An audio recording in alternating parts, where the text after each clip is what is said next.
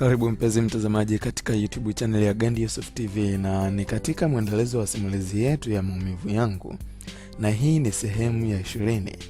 Sehemu tulipoishia ya 19 ni sehemu ambapo tuliona kwamba Alex alikuwa akijiuliza ni nani huyu mwanadada anayemsumbua. Amekuwa akimpigia sana simu na vitisho vya juu sana, na amekuwa akimvurugia mipango yake. Anatamani kujua ni nani amuone. Kwa kweli anamtesa na anamvurugia mipango yake. Hapo ndipo tulipoishia. Karibu katika sehemu ya 20. Nikukumbushe tu mtazamaji, usisahau kusubscribe chini ya video hii, gusa button nyekundu kisha gusa alama kengele itakayojitokeza. Twende sambamba katika simulizi hii ya pekee ya maumivu yangu. Karibu sana. Katika sehemu ya 20 inaendelea kusema kwamba ni katika sehemu moja ya starehe, yani kwenye baa. Mzee Zumbe alikuwa amekaa akipata kinywaji, lakini pamoja na kupata kinywaji alikuwa na appointment na mtu. Muda kidogo aliingia kijana mmoja na yaonekana ndo aliyepanga kukutana naye. Walisalimiana vizuri kisha akakaa. "Mzee, kazi ulionipa nimeifanya. Mzigo wako huo hapa," alisema jamaa huyo na kumkabidhi bahasha. "Naamini kazi imeenda vizuri sana," alisema Mzee Zumbe. "Ya, kazi imeenda vizuri, wala hakukuwa na shida," alijibu kijana huyo. Mzee Zumbe alichukua bahasha ile na kuifungua kisha akatoa picha na kuanza kuziangalia moja baada ya nyingine. Kumbe jamaa huyu ndo aliyekuwa akiwapiga picha Winnie na Gandi, na kazi hiyo kumbe alipewa na Mzee Zumbe. Baada ya kuziangalia akamaliza, kisha akasema kwamba "Umejitahidi, lakini bado kuna ambayo naihitaji," alisema Mzee Zumbe. "Ipi labda mzee wangu?" alijibu jamaa huyo. "Jitahidi upate ambayo hata wamekumbatiana, hiyo ndo naitaka," alisema Mzee Zumbe. "Sawa, siofu mzee wangu," alijibu jamaa huyo. "Sasa mimi nakuacha mzee wangu, ngoja niwahi, na pia kazi yako nitahakikisha unapata kile unachohitaji," alisema jamaa na kuaga ili kuondoka. "Sawa kijana," alijibu Mzee Zumbe kwa kumruhusu jamaa kuondoka. Mtu huyu amekuwa akiwapiga Gandi picha na Winnie, na tunaona kazi amepewa na Mzee Zumbe. Kwani Mzee Zumbe anataka kuzifanyia nini picha zao? Na anataka kuzifanyia kazi gani? Pia kwa nini anahitaji sana ambazo wamekumbatiana na huku Winnie ni mwanaye japo alimkataa? Ni swali la kujiuliza. Lakini pamoja na hayo, je, mpiga picha huyo atafanikiwa? Ili ukikumbuka kwamba tayari Winnie ameshapoteza kumbukumbu, mapenzi yao na Gandi hayaendelei tena. Atafanikiwa kweli? Na kwa nini Mzee Zumbe anazihitaji hizi picha? Na ilikuwa ni siri yake, hakuna anayejua, hata mpiga picha naye hajui ni za nini, na hata mke wake hafahamu ni za nini. Kuna mpango gani unaoendelea? Lakini pia kwa upande mwingine, Alex bado alikuwa akizidi kujiuliza, mwanadada huyu anayempa shida ni nani? Hayo yote ni maswali ya kujiuliza. Kwa upande mwingine, Gabriel aliamua kumuonesha shemeji yake ambaye ni Janet sehemu anapofanyia biashara zake, ambapo alikuwa na maduka mawili makubwa. Moja lilikuwa ni duka la nguo, duka kubwa tu lenye nguo za kisasa za kila aina, na pia duka la pili lilikuwa la viatu vya kila aina. Kwa kweli Gabriel katika upande huo alikuwa amefanikiwa kiasi fulani, maana maduka yake yalikuwa ya hadhi nzuri tu. "Shemeji, hapa ndipo kazini kwangu. Ukinitafuta utanipata hapa mara nyingi," alisema Gabriel akimwambia Janet ambaye alikuwa akishangaa uzuri wa nguo zilizomo humo ndani. "Hili ni duka lako au labda unamfanyia mtu kazi?" aliuliza Janet akitaka kujua mmiliki wa duka hilo. "Hapana, sio kwamba mimi namfanyia mtu kazi, bali hili ni duka langu. Mimi ndo mmiliki wa duka hili," alijibu Gabriel. "Hongera sana kwa kweli," alisema Janet akimpongeza Gabriel. "Asante, vipi, mbona umeuliza hivyo, kulikoni?" aliuliza Gabriel. "Hamna, nilihitaji kujua tu," alijibu Janet. Janet kwa kweli alitekewa na uzuri wa duka hilo, akawa akizunguka huku na kule tu kuangalia nguo hii mara hii tena nyingine anashika hii. Alitokea kuipenda nguo moja hivi, ikabidi aulize bei yake. "Hii shemeji shilingi ngapi?" aliuliza Janet. "Hiyo ni shilingi 70,000 tu," alijibu Gabriel. "He, 70,000? Kwa kweli wewe ni wa matawi ya juu," alisema Janet huku akishangaa ukubwa wa bei. "Hapana, mbona bei ya kawaida tu," alijibu Gabriel. "Haya bwana," alisema Janet baada ya kujibiwa vile. "Pia njoo nikuoneshe pengine," alisema Gabriel huku akitoka nje na kuingia duka la pili ambalo ni la pembeni yake, ambalo lilikuwa ni la viatu tu. "Oh boss, karibu sana," alisema kijana aliyekuwa anamuuzia Gabriel katika duka hilo, akimuita bosi wake Gabriel. "Asante, nipo na shemeji yangu hapa. Najaribu kumuonesha baadhi ya vitu.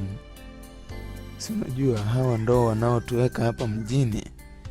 Wakiamua wanunue bidhaa zetu, basi ndo hivyo, tutafilisika," alisema Gabriel huku akicheka wote. "Pia hili nimeamua kulitenga la viatu tu. Kwa jumla mimi nipo kwa ajili ya kuwavisha watu wapendeze," alisema Gabriel akimwambia Janet. "Hakika umepambana, hongera sana. Sasa mimi kwa kuwa nimeshapafahamu, nitakuwa mteja wako kuanzia leo," alisema Janet. "Karibu sana, sisi tupo," alijibu Gabriel na kumruhusu kuweze kuondoka. Janet naye aliondoka. Mpango wa Mzee Zumbe juu ya picha alizokabidhiwa na anazozihitaji hakuna ujuaye, ni siri yake mwenyewe.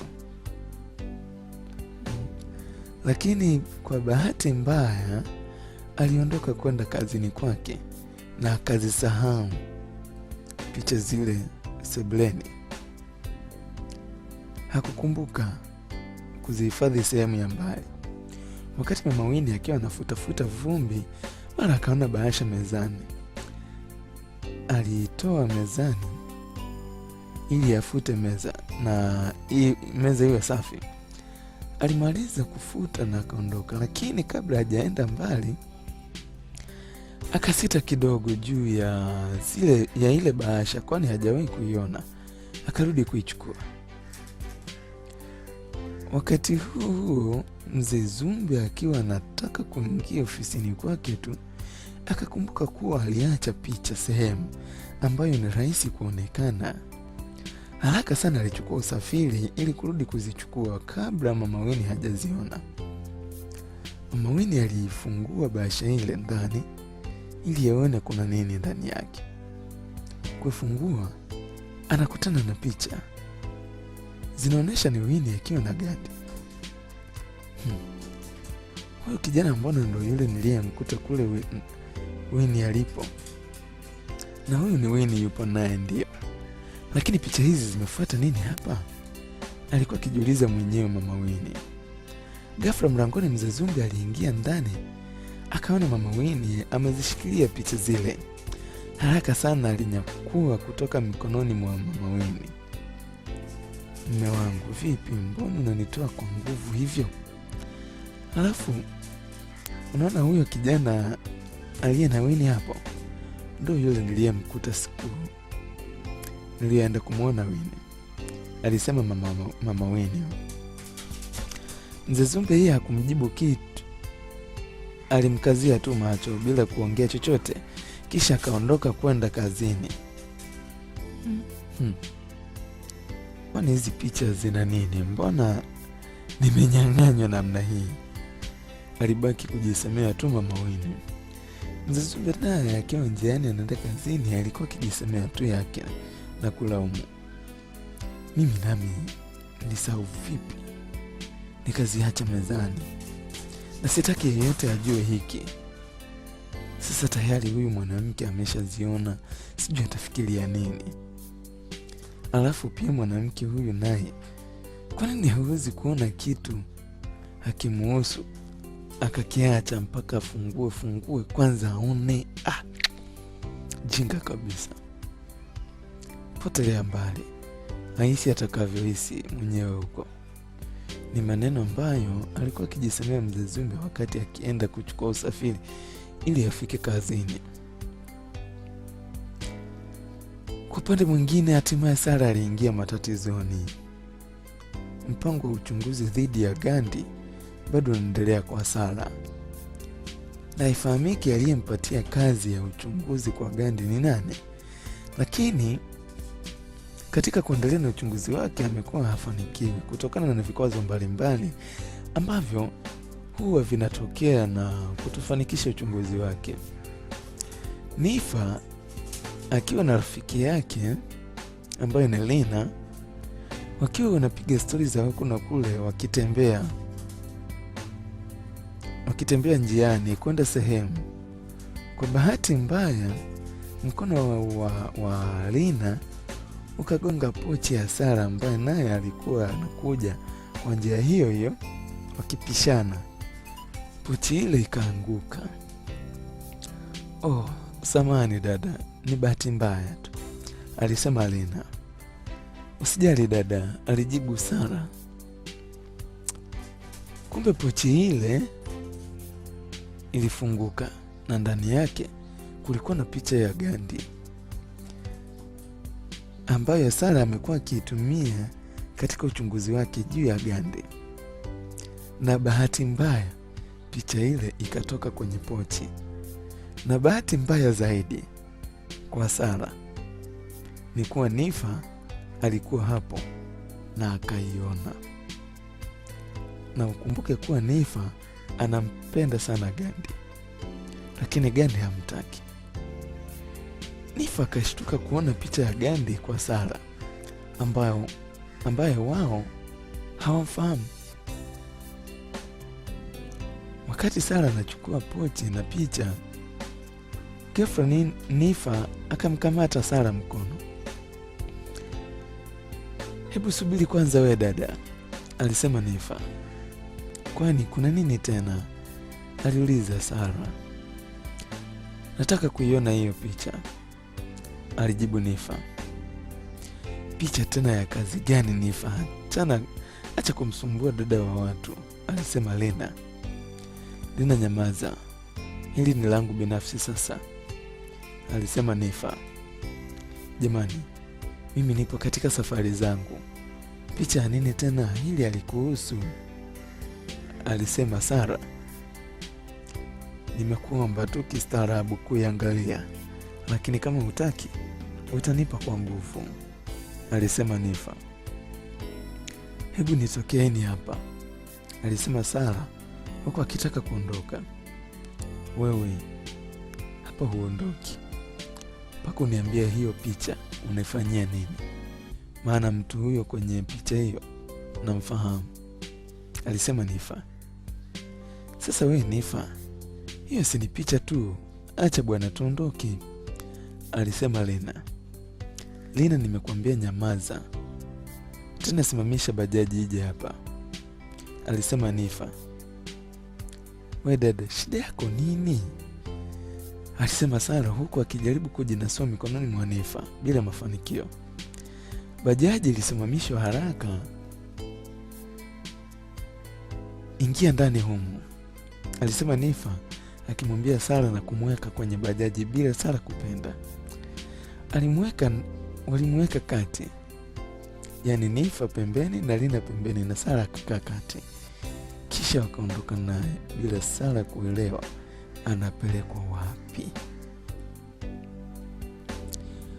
Kwa upande mwingine, mazoea kati ya Gabriel na Janet yaliendelea kuongezeka na walizidi kuwa karibu zaidi kiasi kwamba utadhani ni mtu na mpenzi wake, huku ni mtu na shemeji yake.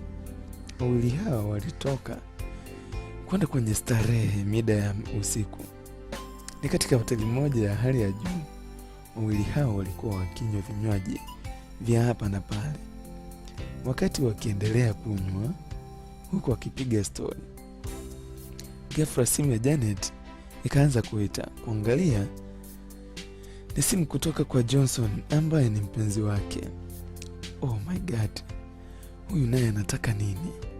Alisema Janet. Vipi tena, ni nani huyo? Aliuliza Gabriel. Johnson ndo anapiga, alijibu Janet. Janet aliangalia tu simu ile ikiita na kuiacha bila kuipokea. Vipi, mbona upokei? Pokea simu bana, usikie anachokwambia, alisema Gabriel. Anavuruga bwana, nitamtafuta baadaye baada ya kumaliza hapa, alisema Janet, kisha akaendelea kunywa. Gabriel, wifi yangu yuko wapi? Mbona simfahamu? Aliuliza Janet. Sasa wewe hapa tena, tumekuja kwa ajili ya kingine na wewe unaanza tena masuala ya wifi yako, alisema Gabriel. Ndiyo, nahitaji jamani tu kumjua wifi yangu, alisema Janet. Sasa kama angekuwepo, si ningetoka naye? Ningetoka na wewe kuja hapa, si ningetoka na huyo, alisema Gabriel. Kwa hiyo namaanisha huna? Aliuliza Janet. Achana na hayo bwana, tufanye kilichotuleta hapa, alijibu Gabriel. Baada ya kunywa sana tu, Janet alilewa, akazidiwa, akajiachia kwenda kwa Gabriel. Unataka kuniambia kuwa hapo tayari uko hoi? Aliuliza Gabriel na kumwangalia Janet. Janet hakujibu kitu. Gabriel alipomgeuza na kumwangalia usoni, tayari binti ameshalala kitambo sana. Hakukuwa na namna nyingine bali ni kumchukua hadi nyumbani kwake ili akapumzike. Alichukua teksi ili wafikisha nyumbani. Binti alionekana kuwa hoi sana, lakini na hata hajitambui. Hatimaye walifika nyumbani na akambeba hadi ndani. Kwa kuwa Gabriel alikuwa pia na chumba cha wageni, alimlaza kitandani katika chumba hicho cha wageni na akamwacha alale. Kisha yeye akaelekea chumbani kwake kupumzika. Wakati ametoka na kufunga mlango, kumbe Janet hajazidiwa bwana, wala hajalala, bali alikuwa akijifanya tu. Alifumbua macho kwa mbali, kisha akatazama mlangoni huku akitabasamu. Ulizani nimezidiwa? Nilitaka leo nilale kwako. Hapana, chezea Janet wewe. Ni maneno aliyokuwa akijisemea mwenyewe Janet baada ya Gabriel kuondoka. Nini kiliendelea hapo? Na kwa nini Janet alihitaji kulala kwa Gabriel? Tukutane sehemu ya 21. Sehemu ya 20 imeisha. Asante sana. Endelea kuwa sambamba nami.